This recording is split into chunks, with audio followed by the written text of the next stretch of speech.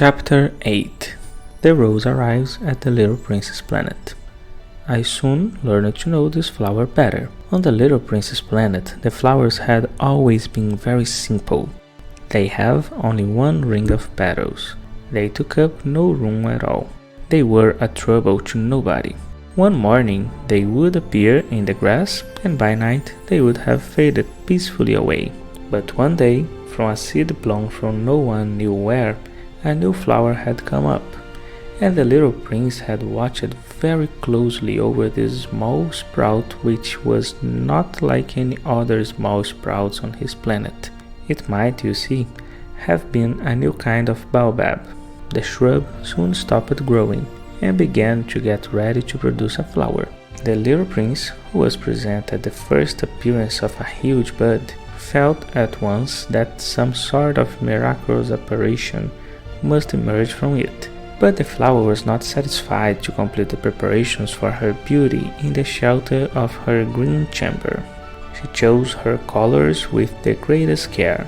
She adjusted her petals one by one. She did not wish to go out into the world all rumpled like the field poppies. It was only in the full radiance of her beauty that she wished to appear. Oh yes, she was a coquettish creature, and her mysterious adornment lasted for days and days.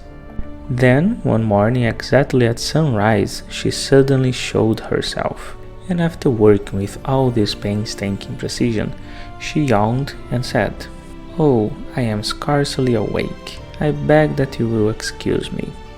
My petals are still all disarranged." But the little prince could not restrain his admiration. "Oh, how beautiful you are!" "Am I not?"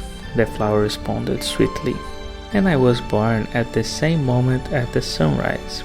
The little prince could guess easily enough that she was not any too modest, but how moving and exciting she was. "I think it's time for breakfast," she added an instant later.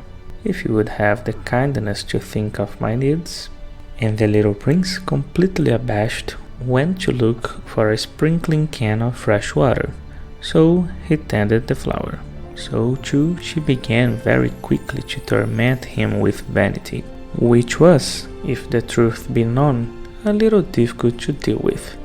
One day, for instance, when she was speaking of her 4 thorns, she said to the little prince, "Let the tigers come with their claws."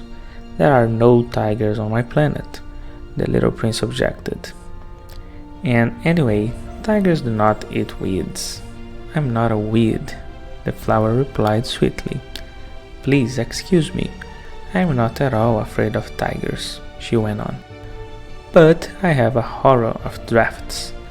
I suppose you wouldn't have a screen for me?" "A horror of drafts.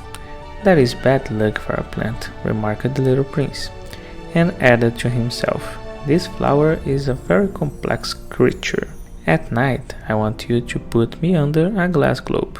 It's very cold where you live, in the place I came from." But she interrupted herself at that point. She had come in the form of a seed. She could not have known anything of any other world. Embarrassed over having let herself be caught on the verge of such a naive untruth, she coughed 2 or 3 times in order to put the little prince in the wrong. They screamed, "I was just going to look for it when you spoke to me." Then she forced her cough a little more, so that he should suffer from remorse just the same. So the little prince, in spite of all the goodwill that was inseparable from his love, had soon come to doubt her. He had taken seriously words which were without importance, and it made him very unhappy. "I ought not to have listened to her," he confided to me one day. "One never ought to listen to the flowers. One should simply look at them and breathe their fragrance. Mine perfumed all my planet, but I did not know how to take pleasure in all her grace.